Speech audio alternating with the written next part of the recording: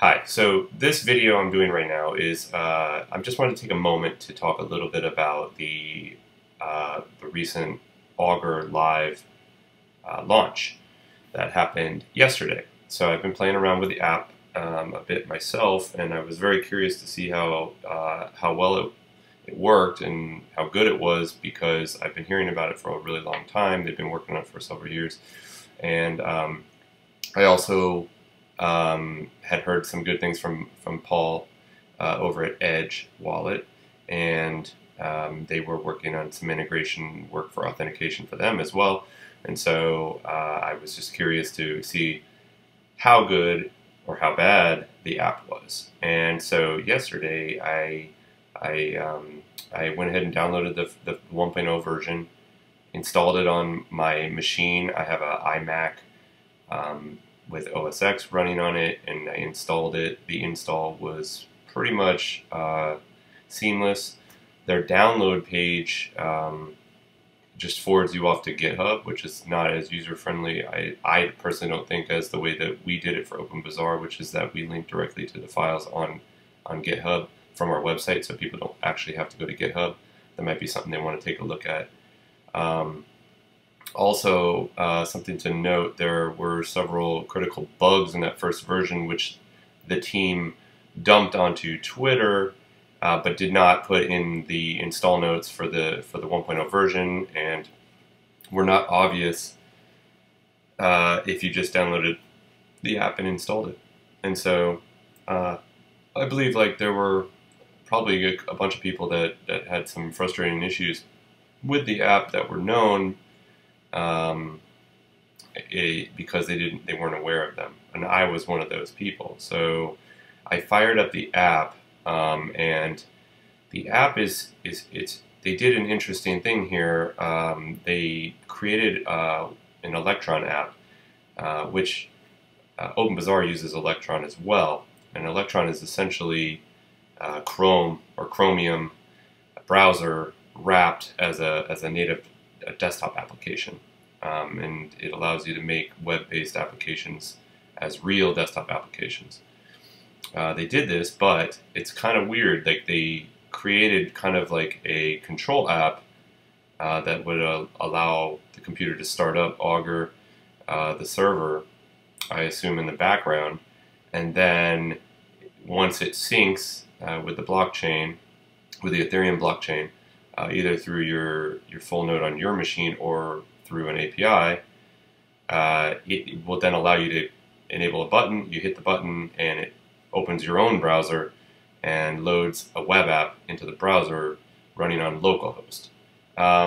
This is something that we did maybe 4 years ago. We ran it in the browser.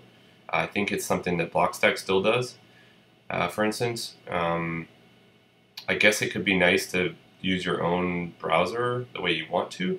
In our latest version of OpenBazaar, we opted to actually make the app use the Electron browser, which seems pretty straightforward.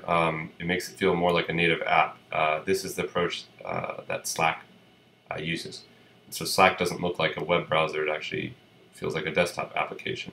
So I guess they just wanted it to be more web app-like, I guess. I'm not really sure, but that did create a little bit of confusion. Anyway, so I finally got that running. I had some troubles. The first time I tried to run it, I have Apache running locally for doing some web development, and it uses port 8080, which is the same port as Augur, and so there was a conflict, had issues, so I had to stop my local Apache to get Augur to run, and had to restart the whole Augur app. And there was no way, at least that I could tell from the UI, to change that default port that it tried. And so that would be a nice improvement there as well. So once I got into the app, I have to admit, I don't know a ton about prediction markets or terminology and nomenclature associated with that, but there were several things that were super confusing, which was compounded by a few bugs in this initial version that I believe the team is working on, but were there nonetheless. the way that I understand it, from what I can tell, is the app has a local SQLite database that it stores on your computer, and it syncs against the smart contracts associated with Augur, and loads that data into your local database, and then that is all manipulated and presented through the web app. If you're not all the way up to sync with the Ethereum blockchain, or something wonky happens, your UI will just not show the proper data. And so I had that issue, and I had to actually delete my SQLite database and completely resync with the blockchain twice yesterday to get it to work. Once that synced, it did show the correct data, but it was confusing and annoying, and I had to get some help from the Augur team to do that. So the first thing I did was I just went right into the app. The first section of markets that were able to be bet on were sports ones. Obviously, the World Cup is going on. The first one was, will France, does France win the France-Belgium match yesterday? And so I decided, okay, I'll just make a bet on there and test it out. So I went into the screen to purchase the contract, I guess, to say yes, that France would win. So I hit buy. I specified an amount, and what happened was it connected to my MetaMask. It popped up a contract to sign, or something to sign. I'm not an expert on Ethereum, but I believe it's like a contract that gets signed, pops up in the pop-up window. It doesn't give you any explanation of what that contract is for, just asks you to sign it. I assumed it was the contract to bid on the contract, the market. So I said submit, I signed it, and then another one popped up. And I thought, okay, maybe there's multiple contracts here for this. I haven't been doing anything else. This pop-up came up again, so I hit it again. And another one came up. And then I thought, okay, maybe these things are getting stuck, so I kind of clicked through, and it kept doing this for a couple more times. And then I went, it's probably not good to just be firing off signed contracts here. So I closed it. And I went looking through my MetaMask, and didn't look like the transactions were going through, and nothing was showing up in the Augur UI indicating that I had successfully made a bid or anything. So I thought that was weird, maybe it was a bug. So I went back in, clicked around in the UI a little bit, and it came back, and I hit the button again, popped up another contract. I thought, okay, let's try it one more time. Same thing happened. Just for the hell of it, I clicked sign 2 more times, and then that was it. And then I was like, okay, this is just not, there's something buggy here, but I had no indication in my wallet that funds had left or anything, that they had gotten confirmed. It looked like they were not even being broadcast to the network, so I thought that I was safe. But my Augur app crashed, and then I reopened it, started syncing again. All of a sudden, all these contracts were bought on that market. They were starting to show up, and to my best indication was, I think I bet on it about 11 times the duplicate bid. So that was super confusing and super scary, because quickly adds up. Now, I will be very straightforward and say that I was pretty stupid for not trying to understand better why that was occurring, but it definitely made it very easy to screw up. So luckily, France did win in the end. Could have been very bad, but obviously, when you're using early software, the recommendation is that you don't risk too much. But the problem is, bugs like this, that makes it very easy to risk when you don't think you're risking. So how do you not risk when you're just doing something that's actually putting you at risk, and it's very opaque as to what's happening.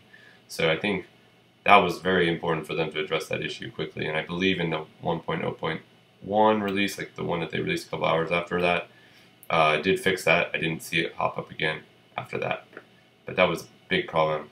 But anyway, so that was pretty much my experience in a nutshell. I'm not screwing with it too much anymore. I think they got a pretty good backlog growing of things that they need to address. The app crashes quite a bit on my side, saying it's looking for stuff in the database it can't find. I'm assuming these are syncing issues or something, but it seems to get out of whack pretty frequently. I don't know if it runs better with a full node, but I assume most people will not be running it on a full node.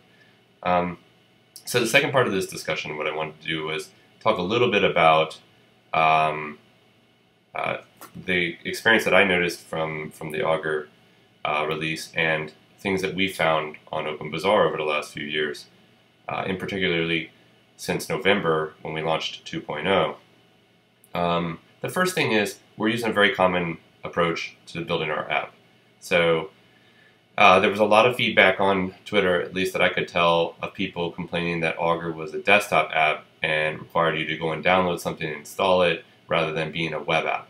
Now, there are pluses and minuses to this, and I personally think that these projects should all be exploring ways to be accessible on mobile, on desktop, and web, just like any other software application. I really don't think that there's a good enough reason to not be working on that and try to figure that problem out.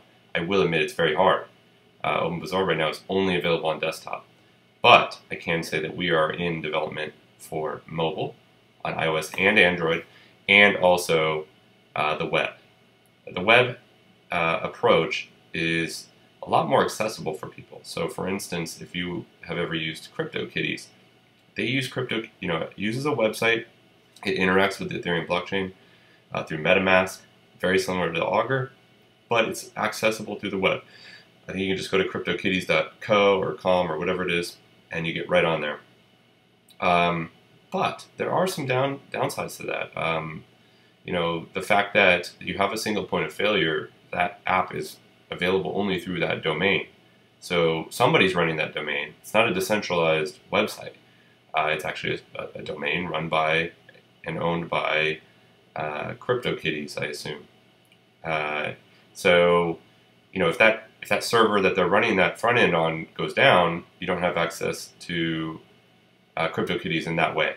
Now, I know that they're working on different things to improve that probably by, first of all, the smart contracts associated with CryptoKitties are public, so people can build apps against that smart contract. But the graphic assets, the UI that CryptoKitties has built is all controlled by them. And I don't even know if they've open sourced that website or anything. So I don't think you can mirror it, which can be a problem. The other thing is, if you're allowing people to do things that potentially are legally risky, depending on where they are in the world, or something where they seek ultimate privacy, or there are a couple other reasons why that you could probably come up with to argue that having a single website like that, is probably not the best approach for some of these use cases. So in this case, we're talking about betting, unregulated betting, and that's questionable whether or not the Augur, or I forget what their team's name is, the organization, but their foundation or whatever, they could be at risk by hosting a website that permits people to do illegal betting, and I think that would put them at risk. And so by creating a completely peer-to-peer decentralized app that people run on their own desktop, similar to what OpenBazaar does, I think removes their responsibility there, and I think it just lowers the risk that they have as an organization and as a team when they're building something that we're kind of pushing the boundaries of legalities or norms within the space. So I think it's probably the most prudent decision while they figure out what the legalities are here. But I would probably encourage them as a user of Augur to move towards a web-based approach as well. for people that do want to use that. And that's what we will be doing. And so, I think users shouldn't be so harsh on them for that. But the group could be a little bit more transparent, potentially, about why they do that and what the benefits are. I think we could do a much better job of that as well. And anybody else who's doing things like that. Yeah, and so another potential issue here is that you're talking about being able to run nodes in the browser as well, and that can be hard. I think it might be easier for Ethereum because state can be managed within the blockchain, as well as the computation can occur within the blockchain as well. So the requirements necessary on the client side may be less than, for instance, what OpenBazaar does. We actually have quite a bit of, our business logic is basically on the client side. I mean, we call it a server and a client.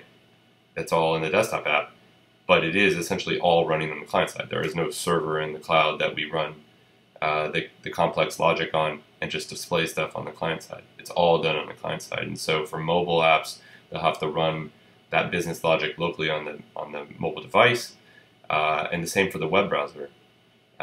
We lean a lot on IPFS, which that code is going to be ported to web and mobile-friendly code as well through JavaScript, and we hope to use that. But we are still running a ton of experiments to figure out how we do these things properly, ways that aren't bandwidth intensive, are still secure, and will allow people to run these kinds of decentralized apps on other device types.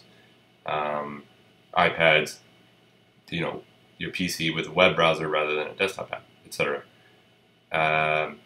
And we've made some really good progress, but there will still be limitations to a web version. We're trying to crack that nut, and hopefully we'll have something as quick as we can. I think we're working on some stuff that's pretty forward-thinking and pretty futuristic. Even if it's patching together concepts and ideas from different things, I don't think people are really spending enough time trying to solve hard decentralized problems, hard peer-to-peer problems, because it's always easier to build these hybrid or completely centralized front ends to interact. And I think the work that we're doing may be slower and maybe under the radar somewhat, but I think it's going to pay off dividends, and we're excited to be able to share our progress and stuff with other open source contributors and stuff as well, so that we can all take advantage of the things that we're learning. So anyway, I just wanted to do this video real quick and do a brain dump of what I thought. I'm excited for the future. Haven't traditionally been a huge